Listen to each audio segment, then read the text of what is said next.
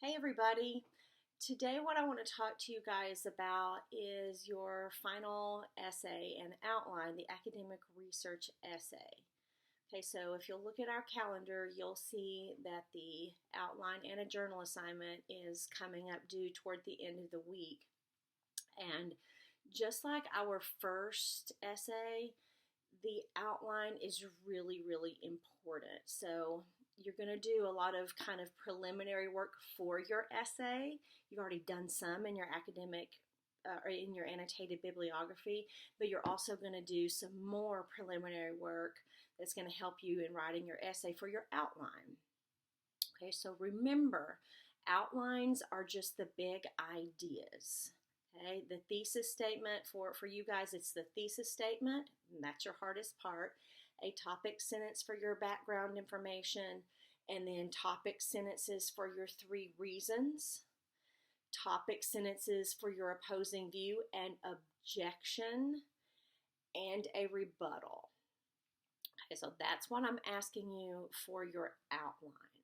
So it's important, of course, to go through the materials, the assignment description, the sample assignment, and really have a good idea as to what I am asking you to do. Because so long as you do all those things, you should do quite well on the essay, as hopefully you figured out by now.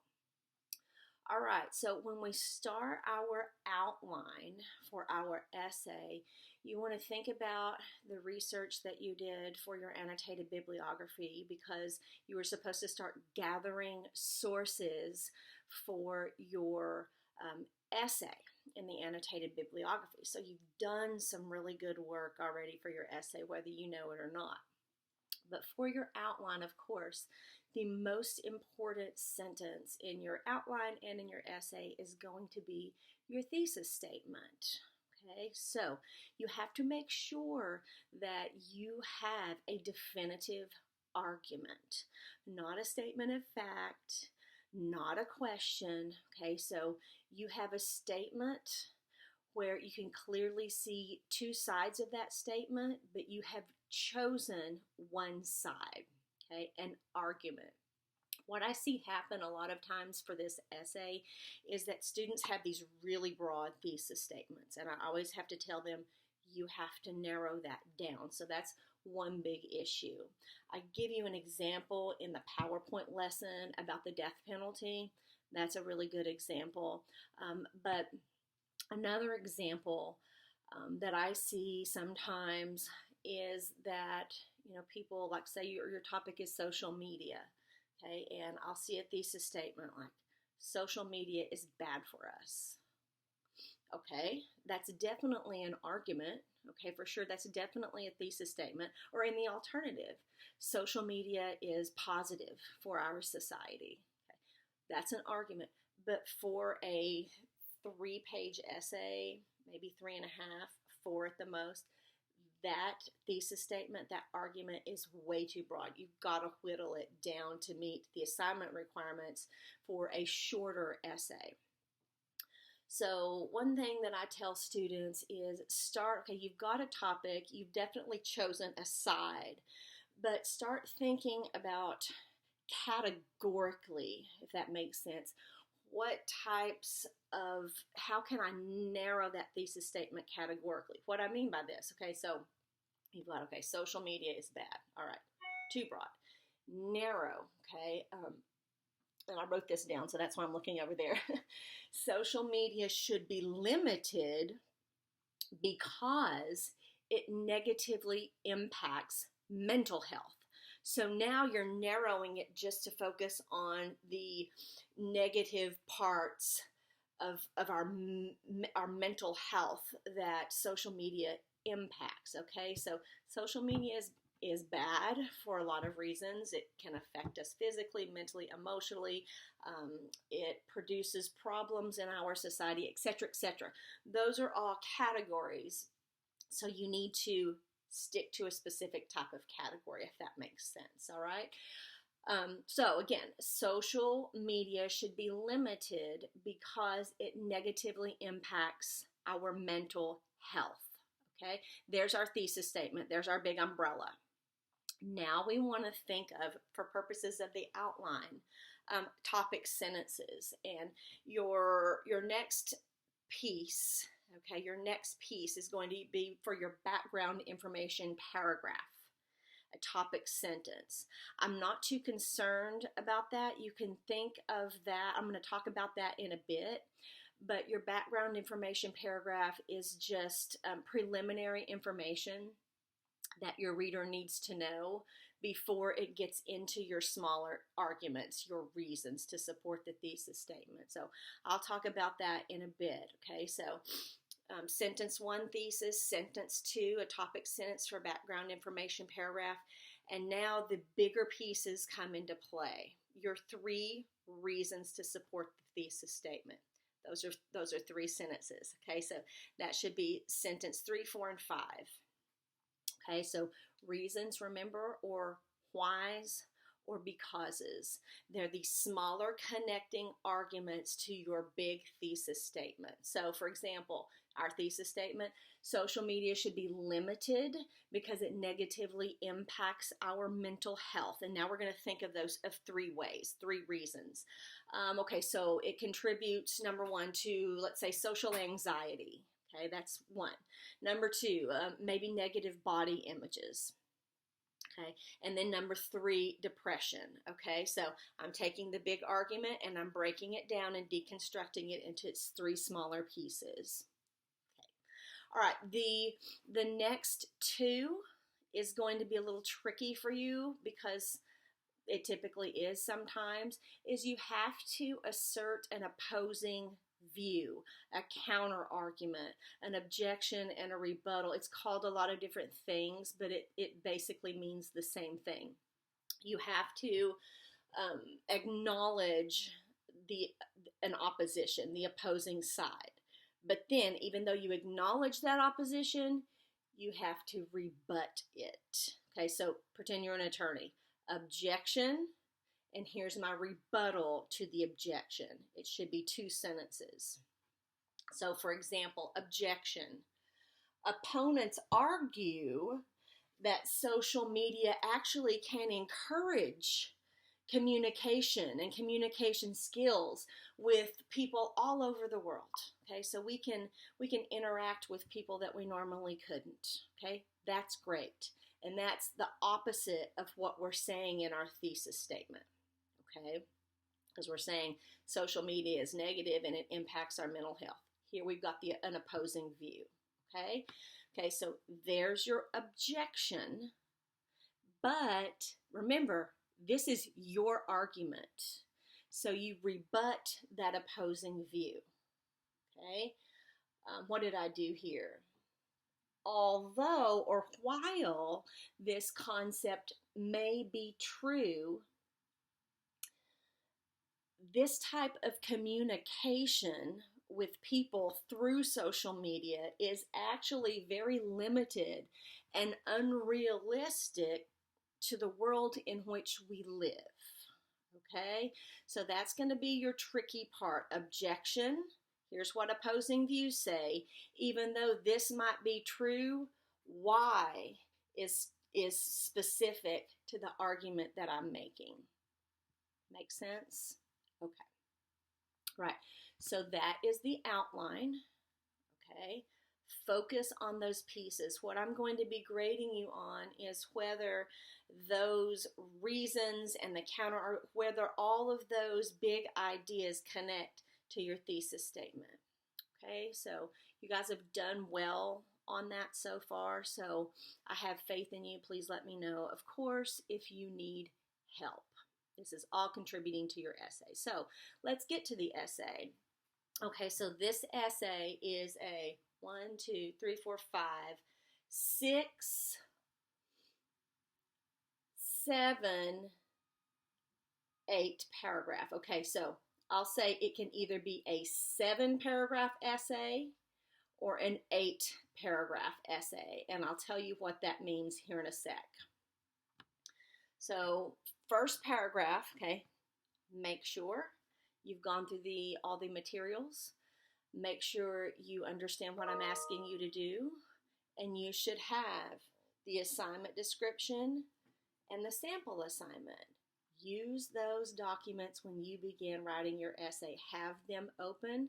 I'm not asking you to do any more or any less.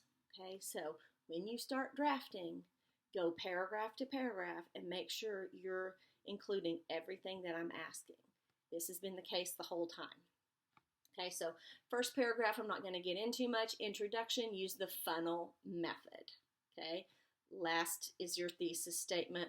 Hopefully it's all good and I've checked it off from the outline grade. Okay, number 2, background information paragraph.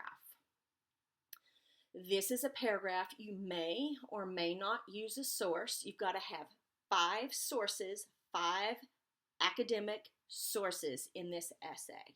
Okay, so 3 of your sources have to be in your reason paragraphs. 2 of your other sources, I'm going to let you decide where you want to put those sources. The second paragraph, background information paragraph, you may want to add a source to help you with that paragraph. If you're confused, you can think of it as kind of like a summary of your topic. If you get lost or confused, some of you did a really good job about using that 5-finger retell handout on the background information or on your annotated bibliographies. You're certainly, if that works for your topic, that's a great way to do it. This is just information the reader needs to know before he can actually get into your arguments, your pieces of the argument. Okay, so background information. May or may not use a source. I'm going to let you decide. Okay, so your next paragraphs, paragraph 3, 4, and 5 are your reasons. Hopefully they've been checked off and connect to the thesis in your outline. Okay, your reason, evidence from a source, and analysis. We worked on this in the Making Research Work For You lesson. Okay, if you need help with that, let me, or go back to that lesson. It's on eCampus for you. So what your thickest piece of the paragraph needs to be is actually your analysis of the evidence. Okay, you don't want a gigantic chunk of a quote from a source to make up your paragraph. It's going to be hard if you quote from a source. I'm telling you in the assignment to paraphrase. Paraphrase your source and then explain your source. That way everything is in your own voice and it's in your own words. It's easier to write a paragraph that way. Okay, so reason, evidence, analysis in paragraphs 3, 4, and 5. Okay, and you have to use separate sources in each of those paragraphs. Okay, your last paragraphs is going to be your objection and your rebuttal. Okay, your opposing view. You can do that in 2 different ways. Most professors will require you to write a full opposing view paragraph, a full objection, and then following with a full rebuttal paragraph. For me, I'm a little bit more lenient on that. You can make this 1 paragraph, but you have to do it in a certain kind of way. You have to start with your objection in your first sentence. However, immediately following is your rebuttal, and then your paragraph develops through your rebuttal. Okay, if that makes sense. I kind of do it like how we would do things in a court of law. Okay, but just know most professors require you to write separate paragraphs. You certainly can, or you can do it this way. Okay, you would want a source. Okay, you would definitely want a source in either this 1 paragraph or in 2 paragraphs. You would probably want 2 sources. Okay, so I hope that makes sense. You can just make this as your 6th paragraph. You begin with your opposing view, your objection sentence. You immediately follow with your rebuttal, and you build out your rebuttal into 1 paragraph. More than welcome to do that if you want to. Okay, So your last paragraph then will be your conclusion. The inverse funnel method, we've covered that. You guys know how to make that work. And then, of course, you would have your works cited, alphabetized, hanging indentation, and throughout your writing, make sure and cite your sources. Okay, big important thing. When you paraphrase, add the in-text citation at the end of every sentence. Otherwise, you're plagiarizing. You don't even want to mess with that. Okay, so that's in a nutshell, your essay. If what I would recommend at this point, after you get your outline worked out, is to make sure and follow our course calendar. I know things are so strange under all these circumstances, but do not write this essay last minute. Don't do it. It's not going to work out very well. Okay, so I would recommend staying on course in the calendar. I've given you 2 separate dates where you can send me your draft of what you've completed of your draft so far, and I give you feedback. I would highly recommend you're doing that. Okay, because if you're off a little bit on this essay, chances are you're going to get off a lot, and you don't want to do all your work for nothing and not get a good grade. So this is a big project, and remember, big projects work on piece by piece by piece. Obviously, your easiest paragraphs are your introduction paragraph and your conclusion paragraphs. Your second easiest paragraph is going to be your background information, and then, of course, the hardest paragraphs make up the majority of the essay, right? Those reasons and that opposing view, that objection, and that rebuttal. So pick your poison depending on how you feel each day. I would break this down into its small little pieces, and you should be able to do that quite easily, especially since you've gotten a lot of your sources already. Okay, so I hope that helps you guys. Anything you need, please email me. As you know, at this point, I'm emailing you right back. I'm grading your assignments quickly. You know, focus on that outline, because that's going to help you on your essay. So you've got an outline due this week and a journal assignment as well coming up due. So do those things. If you have extra credit, we're kind of moving now toward the end, so let me know if you want to use your extra credit somewhere. Okay. Aside from that, keep up the good work. You guys did a brilliant job on your annotated bibliography. Just keep it moving in this positive direction. You're doing a fantastic job. Talk soon. Bye.